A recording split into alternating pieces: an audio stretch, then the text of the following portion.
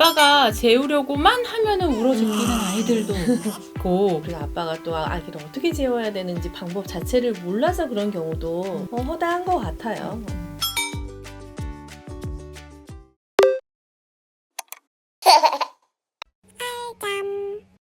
안녕하세요, 알전 멤버 여러분. 보통은 수유 때문이라도 엄마들이 육아를 좀 많이 맡아서 하는 경우가 더 많아요. 네. 모유 수유를 하는 경우가 더 그런데, 예전과 다르게 요즘 아버님들께서 또 육아에 적극적으로 참여하시고, 또 저희 카페라든지 아니면 저희 유튜브에도 댓글을 많이 남겨주시는 등의 참여도가 정말 높은데, 아빠가 재우려고만 하면은 울어제끼는 아이들도 있고, 또 엄마가 눈에 막 이렇게 보여서 엄마를 막 찾으면서 아빠를 거부하는 행동을 보이면서 네. 아빠도 서운해하고 음. 엄마도 힘들어하고 이런 경우들을 정말 많이 만나는데요. 오늘은 이에 대해서 조금 나눠보려고 합니다. 네. 그렇지 않은 아이들도 있겠지만 저희 알잠 카페 글이나 상담들을 보면 아기가 아빠한테만 가면 이렇게 자지러지게 울어서 도저히 잠을 재울 수가 없다. 어떻게 해야 되냐 뭐 이런 고통을 호소하시는 분들이 있는데 왜 그럴까요? 아무래도 뭐 낮 동안 엄마와 함께하는 시간이 많았고 네. 그래서 엄마가 재워주는 방법에 익숙해져서 그러지 않겠어요? 또 특히 잠들기 전에는 아기가 정말 편안해지고 싶잖아요. 그러면 더더군다나 자기가 편안해하는 주 양육자인 엄마와 함께 잠들기를 원하는 수가 많겠죠. 또 모유수유 경우라면은 엄마한테서 전냄새가 나니까 더 엄마 옆에 있고 싶을 테고요.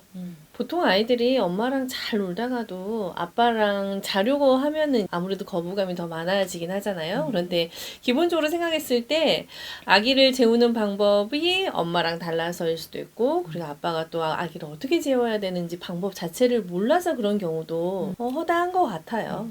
그러면 엄마가 아닌 아빠 아니면 할머니, 시터 등의 다른 분들이 재울 때 울지 않고 잘 자게 하려면 어떻게 하면 좋을까요? 제일 중요한 거는 잠을 유도하는 수면 의식이 모두 동일하다. 이게 중요할 네. 것 같아요. 재우는 행동이잖아요. 네. 그것이 아이를 편안하게 해주는 일이니까 모두가 비슷하게 한다면 아이가 혼란을 좀 덜 느끼고 좀 더 편안해하지 않을까 싶습니다. 사실 수면 의식이라는 것이 잠자는 시간이라는 걸 인지시켜주는 그런 행동이잖아요. 네. 그러니까 낮잠, 밤잠 들기 전에 꾸준히 연습하고 반복하고 그러면 수면 의식 후에 스스로 잠드는 것에 도움을 받을 수 있기 때문에 이제 이런 수면 의식이 이제 아주 익숙해지면 재워주는 사람이 바뀌더라도 큰 문제 없이 잠들 수 있지 않을까 싶습니다. 낮에 엄마가 해줬던 수면 의식을 아빠도 똑같이 해줘야 된다라는 말씀이시잖아요. 네. 그런데 상담을 하다 보면 같은 수면 의식을 똑같이 해줘도 안 된다. 뭐 이렇게 아예 시도조차 안 된다라고 네. 이야기를 하는데 이럴 때는 어떤 솔루션을 제안하세요? 네. 지금까지 이제 일정한 수면 의식 없이도 비슷한 시간대로 잠들고 있던 아기라면 사실은 그 시간에 대해서 눕히면 스르르 잠들 가능성이 높고 굳이 양육자가 바뀌더라도 큰 저항은 없을 거예요. 그런데 이제 수면 의식이 없는 경우에 우리 아이가 잠들 때 어떤 수면 연관이 있는지를 먼저 체크를 해보는 게 가장 포인트인 것 같아요. 예를 들면 우리 아기는 엄마 젖을 물지 않으면 도저히 잠을 안 잔다거나 안아줘서 엄마 품에서만 자는 아기, 아니면 뭐 엄마 손을 잡고 자거나 꼭 팔기베개를 하고 자는 아기들 있잖아요. 이런 경우에 수면 연관을 먼저 개선하는 방법을 우선순위로 두셔야 돼요. 그리고 이제 수면 의식이 아직 없다면 사실 지금부터 늦은 건 아니니까 우리 아이에게 잘 통할 수 있는 방법을 선택해서 아기가 좋아할 만한 분위기에서 수면 의식을 만들어가지고 매회 잠마다 연습을 시켜주시면 좋을 것 같아요. 같은 수면 의식도 디테일이 있잖아요. 네, 맞아요. 아빠 생각에는 똑같이 한다고 하는데 그게 똑같지 않을 수 있단 말이죠. 그래서 잘 보고 자주 연습을 해야 아마 동일한 수면 의식이 네. 가능할 겁니다. 그래서 수면 의식 선택을 할 때 엄마가 좋아하는 방법으로만 하시면 안 돼요.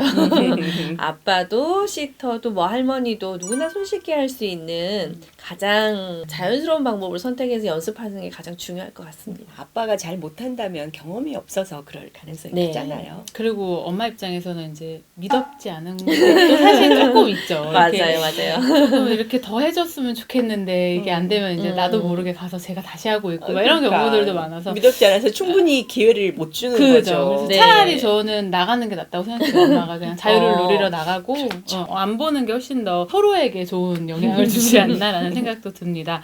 근데 이렇게 한다고 해도 안 되는 아이들이 있잖아요. 그때는 뭘 체크해 봐야 될까요?